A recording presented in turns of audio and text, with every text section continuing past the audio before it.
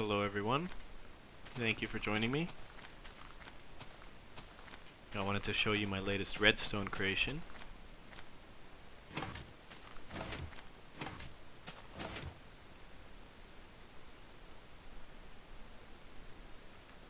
I built a 7-segment display that uses block swappers.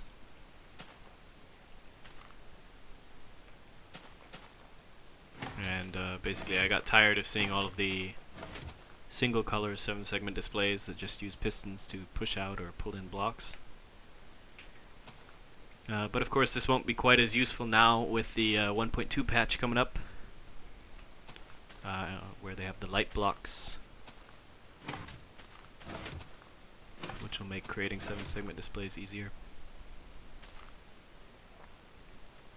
But I still think it's pretty cool. I built the whole thing so it's 6 blocks wide, and that allows you to line them up next to each other like you see here, with just a single block in between, a single space in between.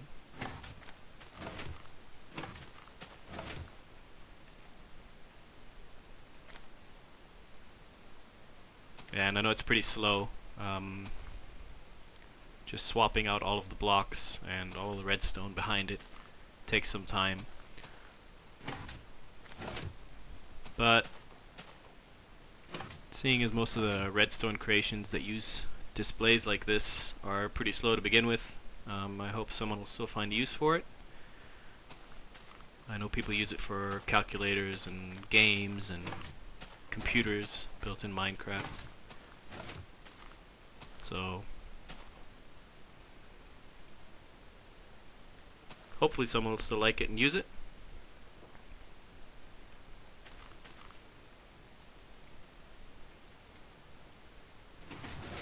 This is the redstone involved right here. And it's pretty big and pretty complex. I like complex projects in Minecraft, complex redstone projects. I really enjoy those. So let me load up a different map and then I will show you how it works. Alright, so we got 4 of them lined up next to each other here. On this one over here I just added some letters to show that it was pretty easy to program different combinations. And I'll just show you all 4 in action at the same time. So this should clear them all. You can see it's lagging quite a bit, but the lag's a lot worse when I'm recording. It's actually not as bad as I expected it to be, just using the displays in a normal game.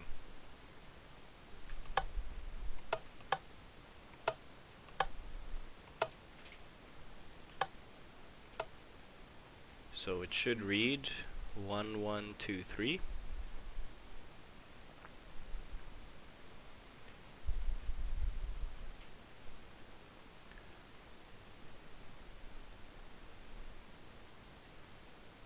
And this over here is a single unit. This is what I'll be uploading in the schematic as well.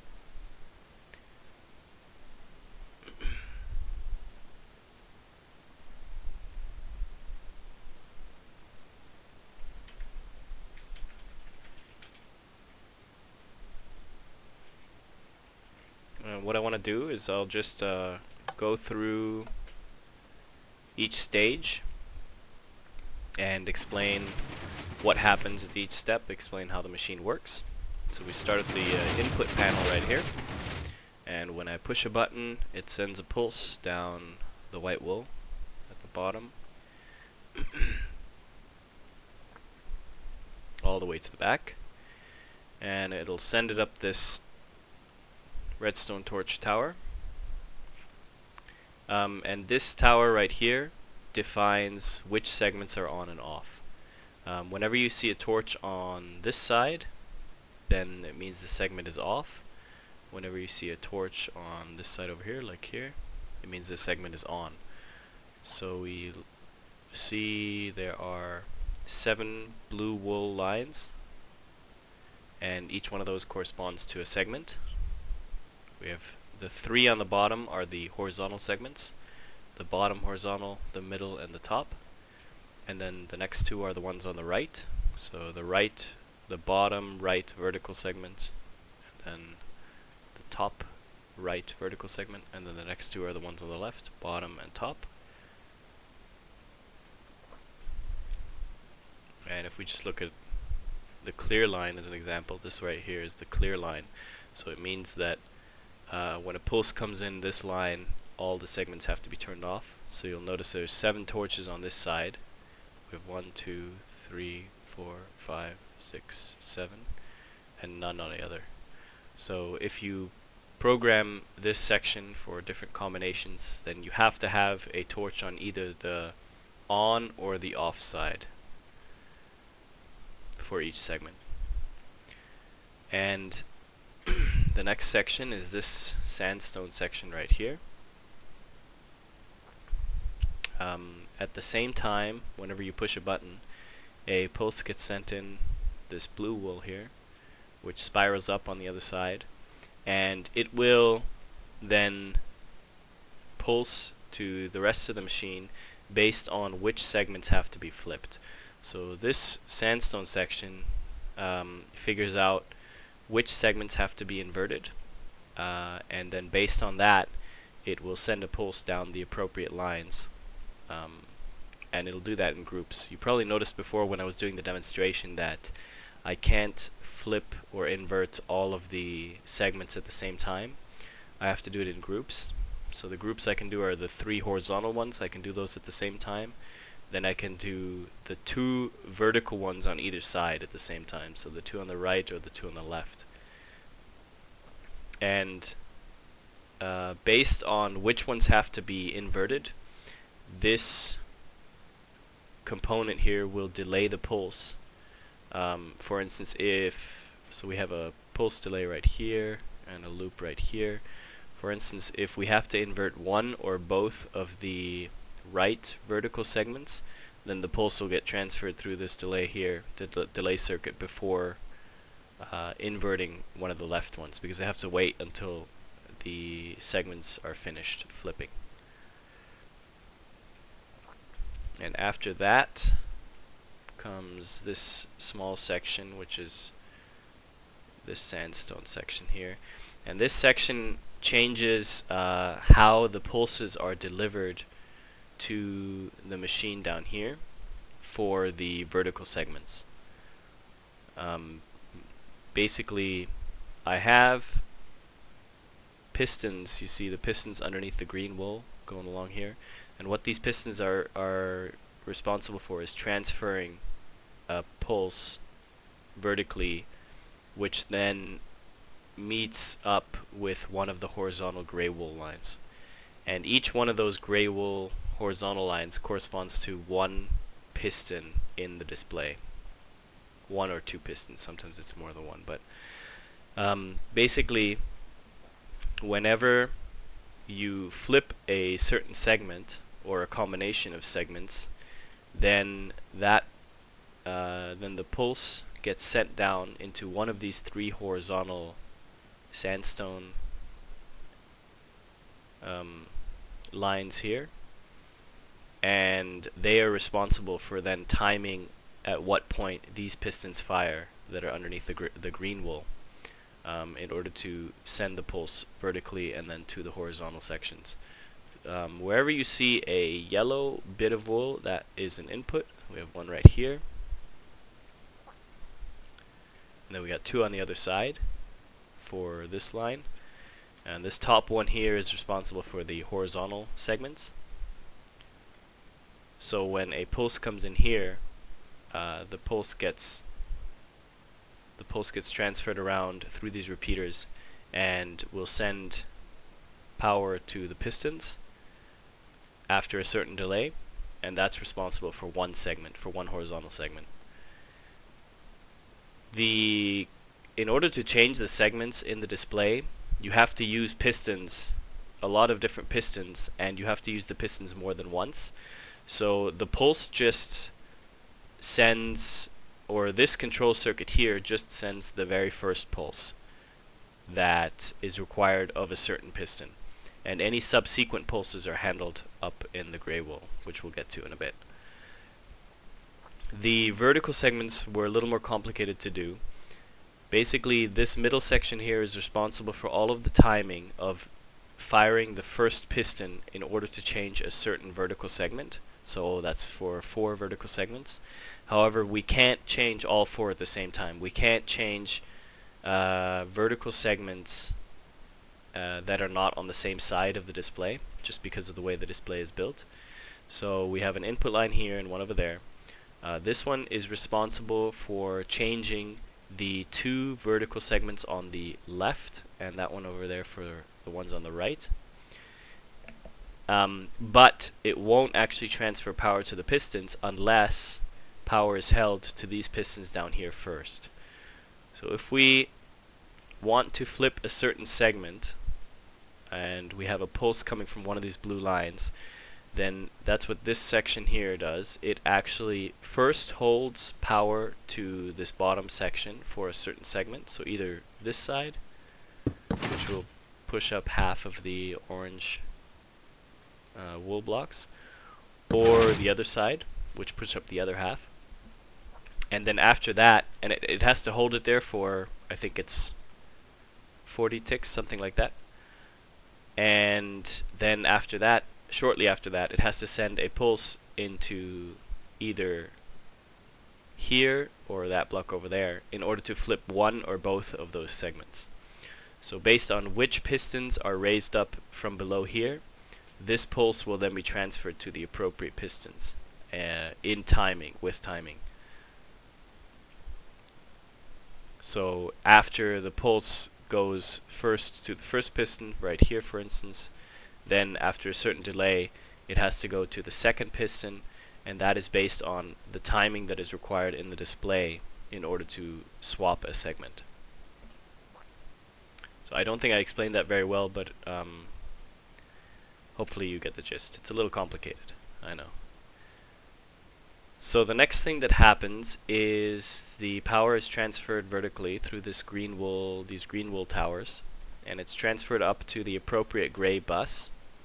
We have 12 gray or 12 buses on either side, so there's 24, because we need a lot of control, a lot of individual control in that display in order to do everything we need to do. And when the power gets sent up vertically to one of these buses, for instance this one right here, then this repeater will send power to this block, which powers this bus. So that sends the first signal to the first piston, but it will also power this delay circuit here, which will allow us to send a second and a third signal to the same piston after a precisely calculated delay. We see some of them that have to fire several times, like this one right here has to fire. So this is just for one piston in the display. It has to fire 1, 2, 3, 4, 5, 6, 7 times. But wherever you actually wherever you only see one repeater between the 2 blue blocks, that's not an additional firing in the sequence. That's actually an extension of the pulse length. So if we see an extra repeater in here, the default pulse length is 3. Plus the repeater here, so that makes the pulse length 4. And that is necessary because for the display to function, sometimes some pistons have to be extended longer than others. Sometimes they have to be extended while others fire, so that certain pistons don't fire or don't pull blocks in a certain way to block pistons, things like that. So that's what this is for, and that's actually the main reason that I didn't just build this whole thing, this whole section here, in such a way that I would fire these pistons for every pulse, so that I wouldn't control every pulse for the pistons up there with these pistons here, or this control circuit down here, because there's no good way to change the pulse length when you have this kind of vertical tower here. If we look at it over here, this is just an example. We have a piston that's going to push up this minecart, and send power to the repeater, since these two pistons, and it should send power to this block, which powers that piston here. So that allows us to make a resettable line, because we have pistons pushing the blocks down again. And the reason I use minecarts is because I didn't have very much space in here. I needed to conserve real estate wherever possible. You can see it's very, very compact, very, very tight, and because everything is only 6 blocks wide, so we don't see any blocks sticking out on either side, and this is only 6 blocks wide total. It makes it very, very difficult and complicated to transmit power vertically in a compact or in a small space or a short space. I didn't want it to be really, really long. I didn't want it to be, it's pretty long already, but I didn't want it to be longer than it is. So I needed to conserve real estate wherever possible. And these 2 extra blocks here would just be 2 more blocks that I would have to fit in here for every tower. Another way you can do this actually is like this, and the torch won't break. Even though the torch is on the tower that's moving, it doesn't actually break. So that's more conservative. That's only 1 extra block, but in some cases it was still too much, so I just decided to go with minecarts for the whole thing. By the way, the detector rail counts as a block, so a piston can only push 12 blocks. So the detector rail here on top of the blocks actually means that you can only push 11 wool blocks plus the detector rail, so it doesn't actually gain you anything as far as height is concerned. That's why I need some of these repeaters in here. This is basically a vertical repeater, which is like this middle section here. So the next step, actually just a comment about this section, this gray wool, green wool area, that was by far the most difficult and complicated circuit that I've ever built and designed. To make it compact, to make it only 6 blocks wide, to find an efficient way to transmit the power and to keep the display as fast as possible. It was very, very difficult to design this and build this. Well, it is a lot of fun anyway. This next step, so we have a 3-tick pulse coming in here, and it goes through these 2 pistons, and what these pistons do is when a 3-tick pulse comes in here to this piston and then through another repeater, so this piston pushes out the block, gets powered by this torch, and then through another repeater, then it shortens the pulse by 1 tick. So here we have 2 ticks, and then after this one we have 1 tick. And I realized that there are smaller ways and maybe more efficient ways of building pulse shortener devices. However, all of them involve torches, and torches are incredibly buggy. Torches really are useless for redstone projects that require timing. And this one right here requires very precise timing. Like the door in my last video, it also required precise timing. And I actually found that it was the reason, torches are mostly the reason that projects break when, or torches are affected by lag, I should say, as well. And they pulse when they're not supposed to. They won't wait long enough, or they'll wait too long, and it's completely random. And if they misfire, they can easily break a project that relies on torches. So if you're building something with redstone and you're finding that you're having a lot of trouble and it relies on timing, then try to get rid of all the torches wherever timing is required. These torches here, of course, they don't really matter because they're a constant power. They don't turn on and off. So anywhere where timing was required in this machine, I took torches out, and I eliminated the I got the display to work despite heavy lag on bad machines. So I've tested it on my laptop, which is a crappy laptop, and it doesn't break itself like my door did. So that's just a little rant about torches. I hope they fix them soon because it'll make redstone projects a lot easier. And the next stage is the green wool here. And the green wool is basically just compacting these buses up to the display. And you can see things get very, very tight in here. There's a lot of repeaters that I use, and I use these repeaters here in order to prevent wires from connecting to each other. And it's very tight in order to control all of these pistons, because you have to be able to control them individually, because like I said, there's 24 individual controls that you have to be able to send to this door in order to get it to this I'm saying door now, to this display in order for it to work properly.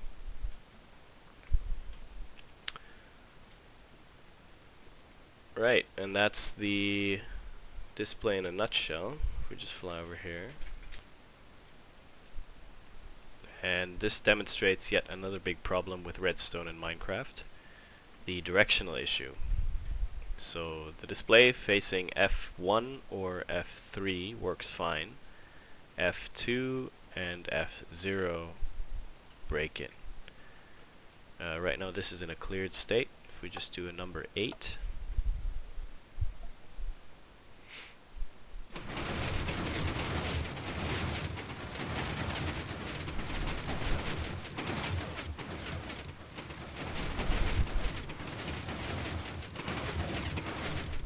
So this looks nothing like an 8, and there's a bunch of blocks pushed out too far. The problem has to do with repeaters. Repeaters are also affected by orientation as well, but I haven't figured out exactly how or why. If anyone's aware of an official bug report or something like that, I'd be very interested in reading about it in the comments. But it's the only explanation I have, that repeaters are somehow affected by this. So this is what the display looks like without the wool, without the blocks in front of it. We see the figure 8 sticky pistons. They're responsible for pushing and pulling the parts of the segment, of the 7 segments. Then we have pistons on the sides, and we have pistons here at the bottom and at the top, and these pistons can be controlled by these pistons, which can push them out, and this allows us for vertical movement in these 2 columns right here. And I think it's in a cleared state now, so if we do a number 8, this is what it looks like.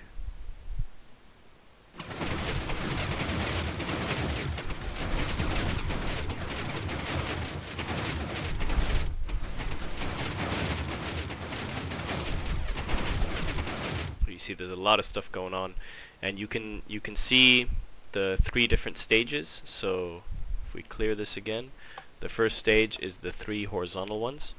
That's right here. And now comes these right here. When these pistons pop out, then you see ones on the right, another one on the left being changed. And now it's done. So it does those 3 sections here.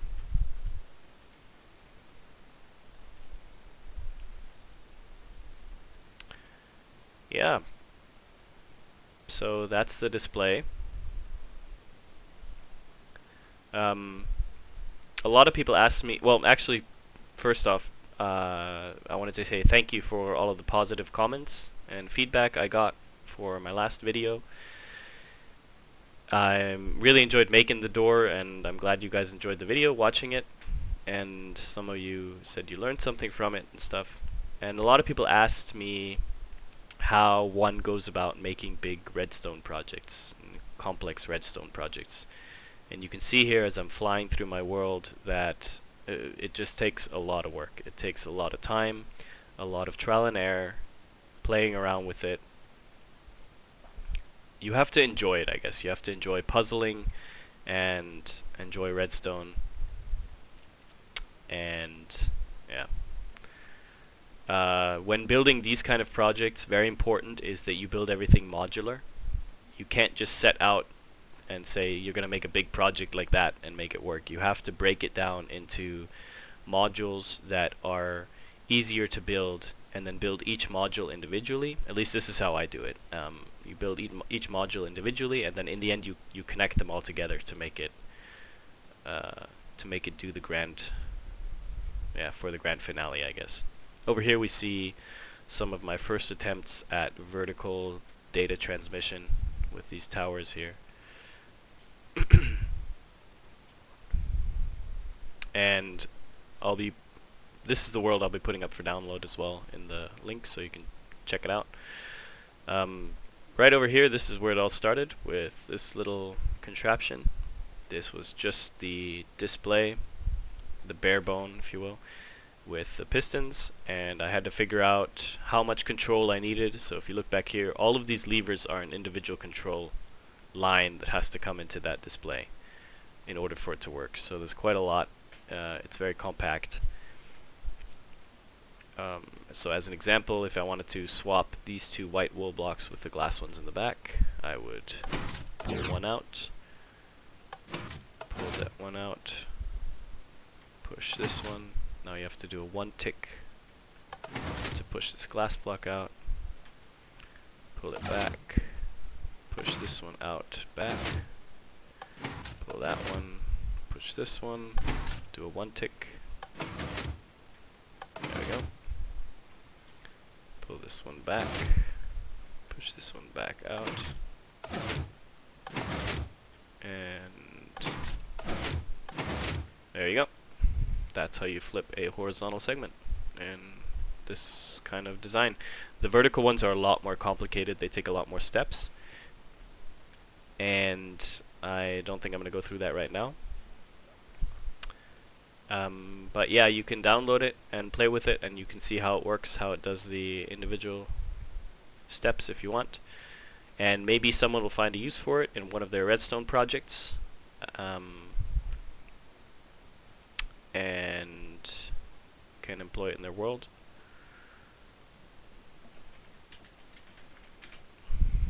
I think that's all I wanted to say. There's one final thing that I wanted to look at, and I know some people complained about the night shot last time,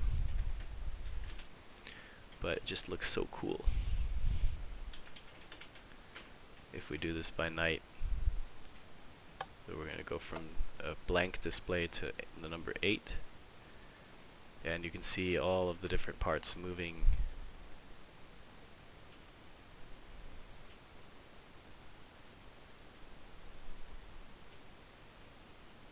Yeah, I think it looks pretty cool. Alright, so this is what I'll be putting up in the link, and thank you for watching, and I hope you enjoyed the video, and see you next time. Bye.